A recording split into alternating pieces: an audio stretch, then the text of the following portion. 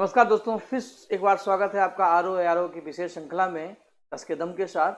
आज की बात करते हैं मौलिक अधिकारों की। संविधान में हमारे जो ह्यूमन राइट्स हैं, हमारे प्राकृतिक और स्वाभाविक राजनीतिक अधिकार हैं, ब्रिटिश भारत में हमारे पास नहीं थे क्योंकि हमें नहीं थी बोलने की आज़ादी। आज हमारे पास फेसबुक है, व्हाट्सएप है, इंस्टाग्राम है, साथ ही सोशल साइट्स हैं। अनुच्छेद 19(1) के अनुसार हमें अपनी बात कहने की आज़ादी है। उंगली पर स्याही का निशान, अच्छे नागरिक की पहचान, हमें वोट डालने का अधिकार है। अनुच्छेद 19(1) के अनुसार अवैध की सुनता में ये भी आ जाता है। तो मौलिक अधिकार हमारी जरूरतें हैं, जैसे एक पौधे को गमले में लगाते हैं। पौधे के विकास के लिए जितनी आवश्यक भौगोलिक दशाओं की जरूरत है, वैसे ही संविधान की बगिया में हम एक प्लांट के समान हैं। अम्बेडकर जी एक माली के समान है। तो हमारा नेचुरल ग्रोथ हो, संविधान ने हमें दी है इतनी स्वाभाविक प्राकृतिक स्वतंत्रताएं, उन्हीं को हम मौलिक अधिकार कहते हैं। बेसिक हैं, फंडामेंटल हैं, इसलिए इनको मौलिक आधारभूत अधिकार भी कहते हैं। संविधान में ये कहाँ कहाँ से आए, कैसे कैसे आए, समय बचाने के लिए हम स्लाइड का प्रयोग करेंगे, जिससे आपका अधिक से अधिक समय बचे। छोटी क्लास रखनी है जिससे आप आराम से पढ़ते भी चलें। मौलिक अधिकार क्या है मैंने आपको बताया, ये हमारी बुनियादी जरूरतें हैं, बेसिक राइट्स हैं, जो सबको दिए गए बिना किसी लिंग जाति भेदभाव के इनको दिया गया, और ये सभी नागरिकों को दिए जाते हैं। हमारी जो न्यायपालिका है इनके लिए रिट जारी करती है, सर्वोच्च न्यायालय, उच्च न्यायालय इनकी रक्षा करते हैं। क्यों ये मौलिक अधिकार कहलाते हैं? चूंकि संविधान में इनको गारंटी के रूप में रखा जाता है, क्योंकि ये न्यायोग्य होते हैं, हमारी अदालतों के द्वारा प्रवर्तनीय होते हैं। Supreme court and high court मौलिक अधिकारों के क्या हैं? प्रहरी हैं, संरक्षक हैं, गार्ड हैं। इसीलिए ये हमारे साथ है। अनुच्छेद 32 के अनुसार सर्वोच्च न्यायालय 5 रिट जारी करता है। 226 के अनुसार राज्य का हाई कोर्ट 5 रिट जारी करता है। इसीलिए ये क्या है? न्याययोग है। 5 रिटें जिनकी बात आगे कभी करेंगे अनुच्छेद 32 पढ़ाते समय। कितने मौलिक अधिकार हैं, आइए इसको देख लेते हैं, इनका डिटेल फिर एक एक करके नेक्स्ट क्लास में करते हैं। हमें ये ध्यान रखना होगा कि हमारे मौलिक अधिकारों का जो स्रोत है कांग्रेस के कराची सेशन को माना जाता है, जहाँ सरदार पटेल ने पहली बार मौलिक अधिकारों की वकालत की। उससे और पहले चले जाएं तो 1928 में नेहरू रिपोर्ट में, मोतीलाल नेहरू की वो रिपोर्ट जो साइमन कमीशन के विरोध में बनी थी, मौलिक अधिकारों को सबसे पहले सबके सामने रखा गया। भगत सिंह की फांसी के बाद जब कराची सेशन होता है तो सरदार पटेल मौलिक अधिकार और मौलिक कर्तव्यों की वकालत करते हैं। उसी कड़ी में जब संविधान बना तो हमने अमेरिका के संविधान से इसको रखा। आज ये संविधान के भाग 3 में है और पटेल समिति के आधार पर इसको बनाया गया। हमारे संविधान में 7 मौलिक अधिकार थे, वर्तमान में 6 हैं। संपत्ति का अधिकार आज मौलिक अधिकार नहीं है, तो क्या है? एक विधिक कानूनी अधिकार है। तो 44वें संविधान संशोधन से हटा दिया गया मौलिक अधिकारों से।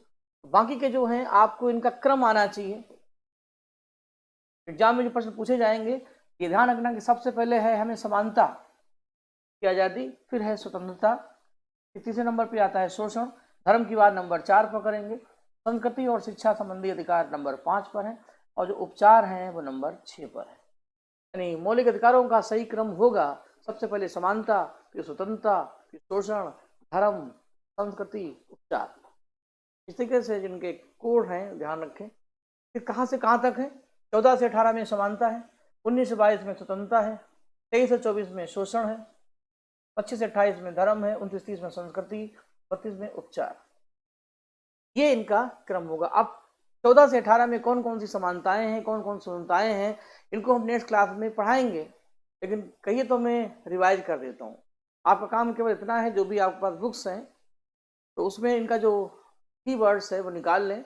जैसे आर्टिकल 14 में विधि, 15 में भेदभाव, 16 में सरकारी नौकरियां, 17 में छुआछूत, 18 में उपाधियां, ये है समानताएं। 19 से 22 में स्वतंत्रताएं हैं, 19 में 6 स्वतंत्रताएं हैं, 20 में अपराध, 21 में जीवन जीना, 22 में गिरफ्तारी, 23 में मानव श्रम, 24 में बाल श्रम, 25 से 28 में धर्म की स्वतंत्रता है। भारत एक पंथ निरपेक्ष राष्ट्र है। 25 में धर्म को अपनाना है, 26 में उसका प्रबंधन है, 27 में धार्मिक कर न लेना, 28 में धार्मिक शिक्षा पर प्रतिबंध, 29 में संस्कृति, 30 में अल्पसंख्यक वर्ग और उनके शिक्षण संस्थान, 32 में उपचार। इतने हैं मूल अधिकार। दो चार बार आप पढ़ेंगे तो दिमाग में आ जाएंगे। इसका डिटेल हम लोग नेक्स्ट करेंगे। एक और बात, संपत्ति का अधिकार क्यों मौलिक अधिकार नहीं है? क्योंकि इसका हम दुरुपयोग हो रहा था, इसीलिए इसको एक लीगल राइट्स में रखा गया। एक ये कानूनी अधिकार है। और 44वां संविधान संशोधन हुआ था 1978 में गैर कांग्रेसी सरकार के समय, तो संपत्ति के अधिकार को हटा दिया। ये देखिए लिखा हुआ अब ये 44वां संविधान संशोधन। अब कुछ बेसिक बातें चलते चलते अमेरिका के संविधान से इसको लिया गया। भाग 3 में अनुच्छेद 12 से लेकर के 35 तक इसकी सीरीज है। इसमें संशोधन हो सकता है इमरजेंसी के दौरान। अगर 352 में राष्ट्रीय आपात है तो जीवन और व्यक्तिगत स्वतंत्रता के अधिकार को छोड़कर अन्य मौलिक अधिकार स्थगित किए जा सकते हैं। जीने का अधिकार, व्यक्तिगत स्वतंत्रता का अधिकार, आर्टिकल 19 और 21 को छोड़ 7 अधिकार थे, लेकिन 44वें संशोधन में 1978 में संपत्ति का अधिकार तो पहले 31 में था, और अनुच्छेद 19 में 19F, ध्यान रखिएगा कि संपत्ति के अधिकार का डिटेल अनुच्छेद 19 में था, और अनुच्छेद 19 में भी हमारे पास 7 स्वतंत्रताएं थी और भारतीय को संपत्ति अर्जन का अधिकार था 19F में। तो 44वें संविधान संशोधन में अनुच्छेद 31 और 19F, इन दोनों को मौलिक अधिकारों की सूची से हटा दिया गया, और 300A में इनको संविधान के भाग 12 में रखा गया। तो संविधान के भाग 12 में है वित्त और संपत्तियां।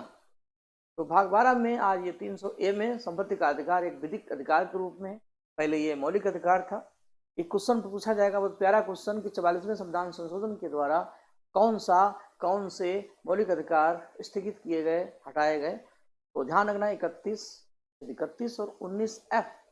जब आपको आर्टिकल 19 पढ़ाएंगे हम स्वतंत्रता का अधिकार, तो 19 पर ए में बोलने का अधिकार है, सम्मेलन का अधिकार है, भारत में सम्मेलन का अधिकार, संस्था को बनाने का अधिकार, घूमने का अधिकार, रहने का अधिकार, आजीविका का अधिकार। उसी में एक था संपत्ति अर्जित करने का अधिकार। तो जब संपत्ति का अधिकार हटा, इसको भी हटा दिया गया। तो ले देकर के 2 आर्टिकल हटते हैं और एक नया आर्टिकल बन जाता है 301। इतनी बातें थी जो आपको मुझे बतानी थी। बाकी जो भी नए बच्चे हैं वो चैनल को लाइक, शेयर, सब्सक्राइब करें, बाकी लोगों को शेयर भी करते रहें, क्योंकि आरओ का जो वैकेंसी है, अच्छे मौके हैं। अच्छे मौके कभी कभी आते हैं, इसलिए जुड़ते रहिए और जोड़ते भी रहिए। फिर मिलते हैं नेक्स्ट क्लास में ऐसे ही शॉर्ट कैप्सूल लेकर। तब पढ़ते रहिए। Good night.